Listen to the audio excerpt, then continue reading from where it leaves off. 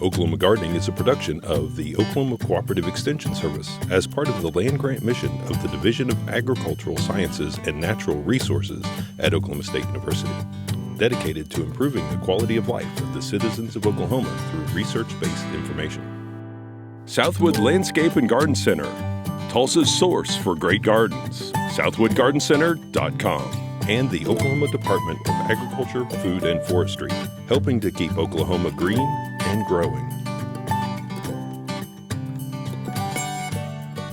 Today on Oklahoma Gardening, we travel to Stout Gardens at Dancing Tree to look at their beautiful iris and get an iris primer from owner Hugh Stout. We make lovely bookmarks with pressed flowers. Host Casey Hentges is looking for bagworms with Extension Entomologist Eric Rebek, and Barbara Brown cooks asparagus with an air fryer.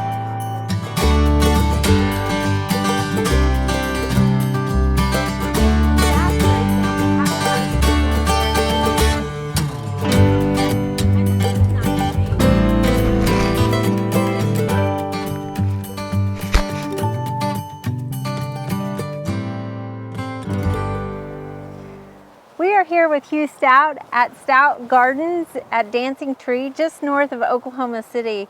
And Hugh, I mean, we couldn't have timed this any better. It's beautiful here. Yeah, you got here at just the right time. We're pretty much at peak. Yeah, so are you guys open to people to come visit? We're open on the weekends, Friday through Sunday from 9 to 4. Okay, during the blooming season? During the bloom season, which is usually through Mother's Day. Okay. And maybe we're so late this year, we might go another week beyond that. Yeah, I know. It's been kind of a cold spring. Has that done anything to our irises? Just the very early bloomers were affected and couldn't bloom, but it just slowed everything down. They're so smart. When it's hot, they go to sleep, and when it's cold, they slow down. And so they're very useful that way. So you primarily have tall bearded irises here. Mostly, yeah. Okay. And can you kind of talk to us a little bit about some of the maintenance on what we need to know about our irises? Well, I always tell people dead people can grow them because they're in the cemeteries. They're very, very simple. They need to be dry. Okay. Well-drained soil, raised bed preferably. They don't need a lot of fertilizer. They don't like a lot of nitrogen. We try to keep a low nitrogen number. And then dividing them every few years or so because they overcrowd. And they actually do kind of start dying in the center of them, right? If you don't Yes, divide they will, them. and they'll just, I mean, you can't hardly kill them, but they will get smaller and smaller. Okay. So it's good to divide them and spread them around the And neighborhood. when is the best time to divide our irises? The best time is in the fall or late summer. Okay. Around here, the rule of thumb is the state fair, with the temperatures breaking and the rains come, and then they have plenty of time to get acclimated before winter hits. Okay, all right. So you've got a lot of irises here that you're trying to keep up with. You actually hybridize them as well. Yes. Can you tell us a little bit about what you're doing with the colors, the petals, and that sort of thing? Well, we want big flowers. We want stalks that'll hold the big flowers. We want lots of buds. The biggest knock on irises is that they only bloom for a short period of time. Okay. So we want to extend the bloom season. In some cases we have rebloomers, and we can work with those to bloom twice a year. Perennial qualities, making sure the foliage looks good when the irises aren't there. I mean, when the flowers aren't there. So do you want to cut back the irises, or? Well, you can. If they're getting a little unsightly or whatever, it's okay to, we cut them in a fan so they still have their foliage. We don't cut them to the ground. But yeah, I mean, I obviously have too many. We don't do that. Okay. All right. Well, and so what are some of the things that you're looking at with your irises that you're hybridizing here? Well, we're looking for form. We want a big, wide, what we call the fall. The parts that fall down are the fall. We want wide falls that show a lot of color. We're getting more and more ruffling in them now, edges on there. We're getting a wide variety of color. The The stalks need to be candelabra type, where the flowers have plenty of room to open. And then, see, we have like this flower will be gone in a few days, but we have another one coming up. Okay. So the sequence of bloom is very important. So it lasts a few weeks instead of 1 week or whatever. And yeah, you know, Oklahoma is very, very demanding as far as perennial qualities and strength. The stalks need to stand up in the wind. It's pretty windy here, and this is doing just fine. Mm-hmm. So you mentioned you're even trying to do some different hybridizing with the beard itself. Yes, yeah, it's kind of exciting. We call them space age irises, where we're getting these appendages on the beards. And this is what we call a flounce. And, you know, eventually this will turn into like a double iris with the hybridizing. You notice the form's not quite as good on this one as the other, but we can, you know, we can breed to strengthen that. So you're developing petals where there weren't any petals. Exactly, exactly. So Hugh, can you talk about some of the edges and also the veins that we're seeing in some of the irises? Yeah, it's getting real exciting. We're getting a lot of new patterns and veining, edges, working on double edges. You see like dark edging here, and you might see light edging over there. They almost look like paintings, you know, with the fine brush strokes. There's actually one called oil painting back there. So we're seeing some kind of maroon, dark colored, not quite red, but are we calling them red? Or? We're getting Okay. redder and redder. You know, Okay. they're not like daylily red, but we're more a kind of a violet red or a brownish red. But yeah, we're getting some real pretty red ones. So you're also a judge. Yes. On the national level. So is every breeder out there trying to chase the red and the black iris, or? Well, it's, you know, you're doing a little of everything. But yeah, there's always, I'll make a few crosses on that one, I think, and see what comes up. But yeah, it's just working on a lot of different things. So how long does it take also from when you're collecting those seeds till you get to see the actual flower, whether it's worth keeping or not? Well, the seeds, you know, they form a pod. In about 2 months, I'll collect the seeds, and then I just store them inside. And around Thanksgiving time, we'll plant them in pots. Okay. And then they come up and we plant them in the ground next spring. And then 2 years, we'll see a bloom. All right. And that's when we'll start evaluating if it's whether to keep it or feed it to the bunnies. And how hard is that? I mean, you've worked 2 years and you have to feed some of these to the bunnies. Well, once you're going, it is hard sometimes, and some of them are so close, and you want to introduce it, but it needs to be distinctive. All right.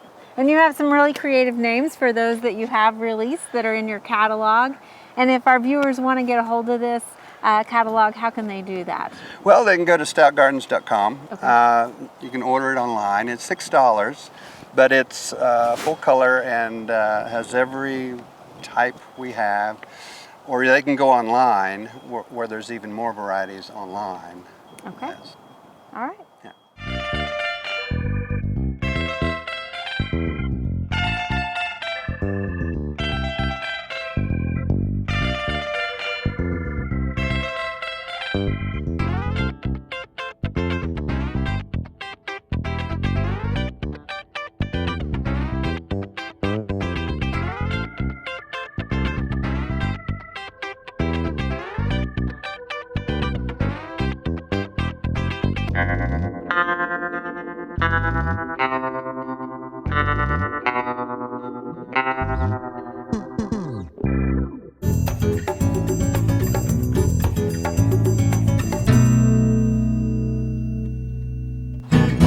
We all know a lot of kids have reading lists over the summertime, and joining us is Dr. Shelley Mitchell, Extension Specialist for Horticulture and Youth Programs, and she's going to show us a fun activity to make that reading a little bit more fun. We're going to make a little pressed flower bookmark. Awesome. So I've pressed a few flowers in here, so I have those for us. What do we need to do? Well, first we need a piece of sticky contact paper. Okay. So I got that. Now this is not going to be as wide as the bookmark's going to be. So I'm going to fold it in half just to have something to work with so I can eyeball it. It's easier to keep it in one piece and then fold it over than try to like aim another piece on top later. Okay. So I'm just going to expose the sticky part that we're going to work with first so we can try to limit as much dirt. It is windy out here today. Yeah. Just a tad. But this is a fun way to get the kids involved and maybe get excited about reading and a little fun activity. Yep. Okay, so we don't want to get too close to the top because we're going to put a hole up there eventually. So we're just going to lay some flowers on the sticky. So I'll let you do that. And I can do whatever I want to do with them here, Yep. right? There's no right or wrong. No right or wrong.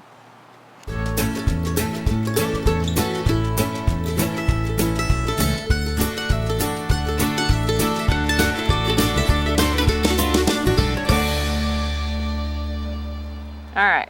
Okay, now what we're going to do, make sure they're kind of on there pretty good. All right. So now what we're going to do is we're going to expose the other half.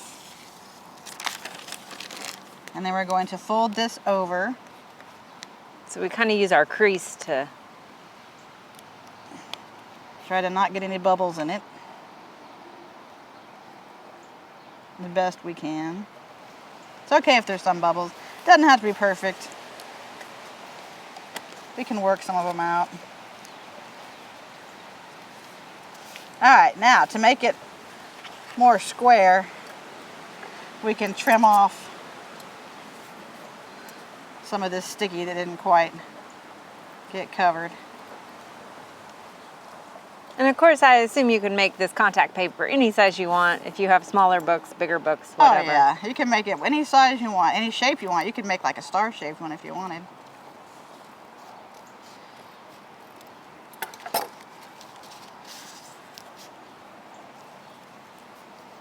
Try to get it. And since the flowers are already pressed, they should pretty much keep their shape and their color.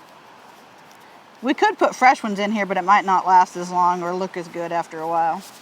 All right, so now we have our bookmark, and then to make it a little bit more functional and easy to get out of the book, we're going to punch a hole in it.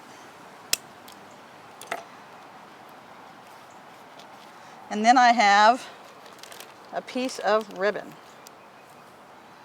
So we can either tie it or we can... And it matches. It matches. You got some purple flowers and I got a purple ribbon. So I'm going to pull a loop through and then just pull the ends.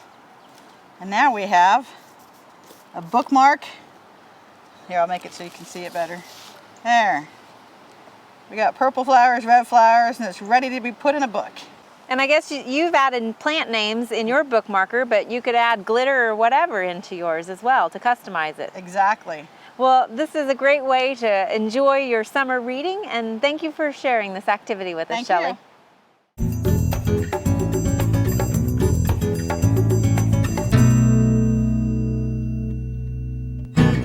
Before you pack your bags for summer vacation, you might want to check out and see if you have any bagworms on your landscape. And joining us is Dr. Eric Rebek, OSU's Extension Entomologist. And Dr. Rebek, can you tell us a little bit about the life cycle of the bagworm? Yeah, absolutely. So these are caterpillar pests. The adult stage is a moth. And right now at this time of year, we are still experiencing the bagworms themselves, the old previous generation. That is what was produced last year, and right now we have upwards of 50 or more eggs that are laid in each bag, and those are going to hatch usually around Memorial Day in Oklahoma, and so that's the best time to start looking for them. And they're going to be basically miniature versions. Those caterpillars are going to be feeding on the foliage, and as they're going and growing, they're going to be adding more and more material to their bags and constructing their own at that point. And so you might actually see a little moving they'll be moving. caterpillar Moving right around the plant. Okay. Absolutely. Okay. So they'll spend the season. It's one generation per year. They'll spend the season feeding and growing like that continuously till the end of the year. The males, so they'll be about this size towards the end of the season. The males in their bags will emerge. You'll actually see little pupal skins kind of hanging out the bottom. These brown fuzzy moths with clear wings will be flying about, finding the females inside of their bags, and they'll mate with those. Females are wingless, and they retain that caterpillar state, even as adult moths. So they're attached to the tree and they're not attached going to the tree anywhere. and they're not going anywhere. Okay. That's right. And then she will eventually lay her fertilized eggs inside of that bag and then die. And then that continues on again into the next season. In that caterpillar bag. So sometimes you find these on your trees and they're empty or they already have a hole in them. Those would be the males, and there's nothing you can do about that. That's right. Or you might even have old bags from previous years that are still on the tree as well. Okay. So we want to get them now. Yeah, and in fact, during the winter time, anywhere from after egg laying has ensued, the females are dead inside that bag. Those eggs are viable inside of there. We can go out on a warm winter day. All the way through into the spring and just pluck them off the tree. But the key is you don't want to just throw them on the ground because those eggs are still going to be viable inside. So you want to destroy them somehow. Throw them in your chimney and set them on fire or a bonfire, or put them in with your yard waste and move them off site somehow. Okay. So when they hatch out as little caterpillars, what can we do to protect our plants at that point? It's a good question. That's actually the best time to manage your caterpillar pests. We can use more reduced risk compounds like BT, as well as products that contain Spinosad. And these BT in particular only affects caterpillar pests, so you don't have to worry about having adverse effects on non-targets. So it's safe for us to use even and not have to worry about. And we want to spray the whole tree? The whole tree, thorough coverage, and then you allow, they're going to have to consume that material. So you have to tolerate a little bit more feeding damage at that point, but they will take that to their guts. It kind of causes septicemia. It's a gut poison, a stomach poison, and they die as a result of that. Okay, because you're not trying to spray the bag. The bag is kind of sealed up. Yeah, right? it's rather impenetrable, watertight. So spraying the bag right now is not going to do any good. And in fact, at this time of year, before the caterpillars are out, this is a good time to just pluck that off and destroy it. So mechanically remove it, or go ahead and spray your tree when you start to see some of those little caterpillars coming out. Absolutely. So, and how big are those little? I mean, they're just tiny. I mean, maybe the size of your pinky nail when they first start kind of walking around. So you'll be able to see them. They're just not microscopic, but you'll notice them. And it's also important to keep in mind they will feed on about 125 different species of plants, but they really highly prefer those juniperous type plants. So junipers, arborvitaes, red cedar, they just absolutely love them. And so if you have any of those in your landscape, it's really or near or near. Yeah, it's good to be watching for them and watching for their development on those plants. Okay, and one last thing, because I think a lot of times people confuse bagworms with webworms. Yes, so there is a difference. It's another webworms are another caterpillar pest that feed primarily. We're going to see them on pecans and persimmons in Oklahoma. So not so much on an arborvitae or a juniper. And they tend to make these big web tents. Essentially, they're not tent caterpillars, but they're webworms, and they're out on the terminal ends of the branches. And you'll see them feeding usually about midsummer into the fall. Hence, fall webworm is when you're going to see them on more of those deciduous type plants like pecans. Bagworms, no webbing. It's just these tightly constructed bags that they're residing within. All right. Thanks for clarifying that. Yeah. Thank you.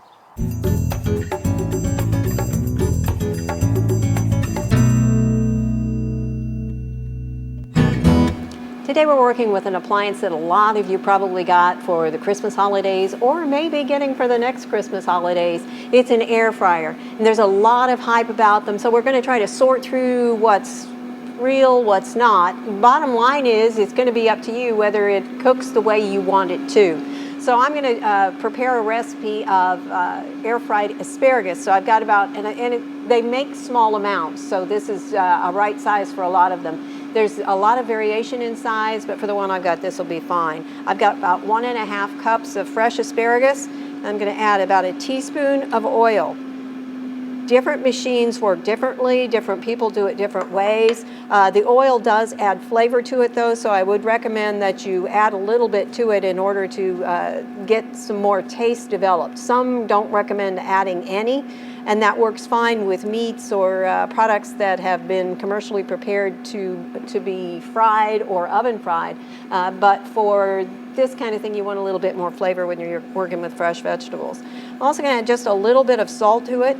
You can always add more later, so I'm just going to add a tad.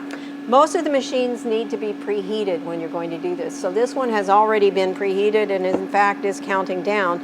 With about this amount and this particular machine, you're going to probably take somewhere around 6 minutes. If you increase the amount that you use, that time might go up to 9 minutes or it might go up to 10. The goal is to try and get it into the basket or however it's container you have in one layer. So the more layers you have or the fuller it is, the closer it comes to full.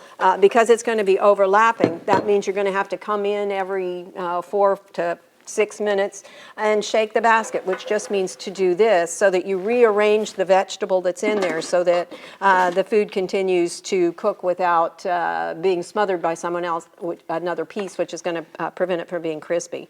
I'm going to close it up. And this one is going to restart itself and continue its countdown. Whether we need to add more time to this, we'll see how they look when they're done. Advantages to this one, or this kind of machine, is they do tend to use less fat. They work terrific with foods that are designed commercially to go into an oven for frying or either oven frying or regular deep fat frying. And if you're looking at deep fat frying or even pan frying as an alternative, these will use less fat in them and you'll get a more healthful product. However, you're still using commercially prepared foods, which are going to be higher in sodium and probably higher than fat than you might be able to get if you started from scratch. So that's what they are ideally designed for. Is that the way you cook? If so, this may be a good choice for you. If not, then you're going to have to look at some other alternatives as far as what other things can it do. A disadvantage to these machines is that, as you can see, it's fairly large. So you want to look and see, I'm going to have this on my counter in all probability because it's heavy. It's big. Do I want to dedicate that much counter space to it? Will I use it often enough?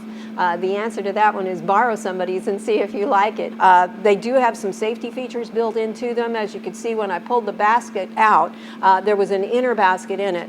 It's latched in there with this apparatus right here, and I'm going to take it out and shake it. So you can see a little bit, it's starting to sizzle. The goal here is to get them dark, get them a little bit crispy on the outside.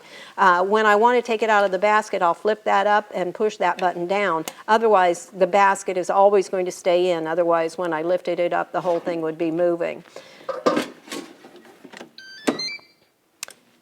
Another disadvantage to these, if you do a lot of frying, breading for okra or breading for zucchini, that kind of thing, the breading does not adhere as well when you're cooking in an air fryer. So you may need to play around with the breading, adding some Parmesan cheese bits to the breadcrumbs so that the cheese melts and helps it adhere. There are some of these that actually have a device that stirs the food, and if you've got one of those, then the breading is going to be knocked off by the circulation of the wire that actually stirs the food for you. So again, pluses, minuses. If you have a preference for oven roasted food, the vegetables that we're going to get here are going to be very similar to that. We still had to shake it.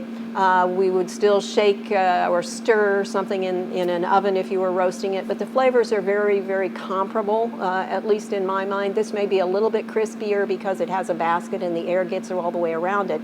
You could accomplish the same thing by oven roasting on a rack, however. So if you don't want to invest in something else, you can still do a lot of the things that these do, I guess is the bottom line. They're interesting, they're kind of fun, and let's see how our vegetables are doing. I don't think they're quite done yet, but let's go ahead and pull them out. And you can see what we're getting here.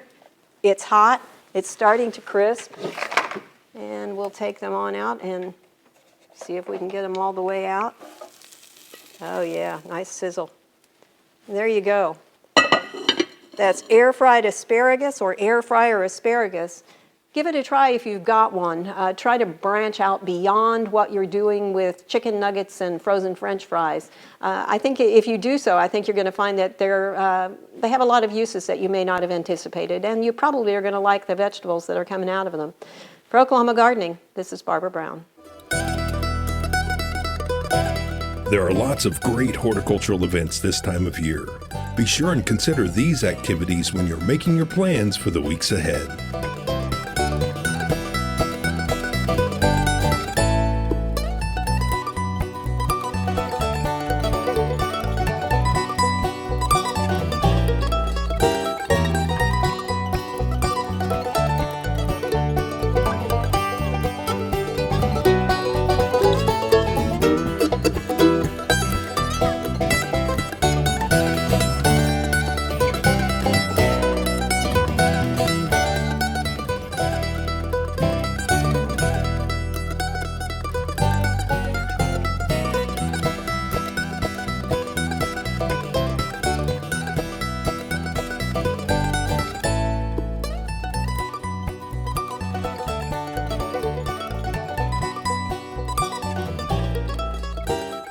Next week is bound to make your stomach growl with an entire show about food. We visit a farm-to-table eatery in Oklahoma City. Then we travel to a farmer's market in Lawton. Barbara Brown has tips for when you're shopping at the farmer's market, and Casey will be harvesting our peas and carrots. We hope you join us then for more TV You'll Grow to Love. To find out more information about show topics, as well as recipes, videos, articles, fact sheets, and other resources, including a directory of local extension offices, be sure and visit our website, oklahomagardening.okstate.edu. And we always have great information, answers to questions, photos, and gardening discussions on your favorite social media as well. Join in on Facebook, Twitter, and Instagram. You can find this entire show and other recent shows, as well as individual segments on our Oklahoma Gardening YouTube channel. And tune in to our OK Gardening Classics YouTube channel to watch segments from previous hosts. Oklahoma Gardening is produced by the Oklahoma Cooperative Extension Service as part of the Division of Agricultural Sciences and Natural Resources at Oklahoma State University. The Botanic Garden at OSU is home to our studio gardens, and we encourage you to come visit this beautiful Stillwater jewel. We wish to thank our generous underwriters, Southwood Landscape and Garden Center, and the Oklahoma Department of Agriculture, Food, and Forestry. Additional support is provided by Pond Pro Shops, Greenleaf Nursery and the Garden Debut Plants, and the Oklahoma Horticultural Society.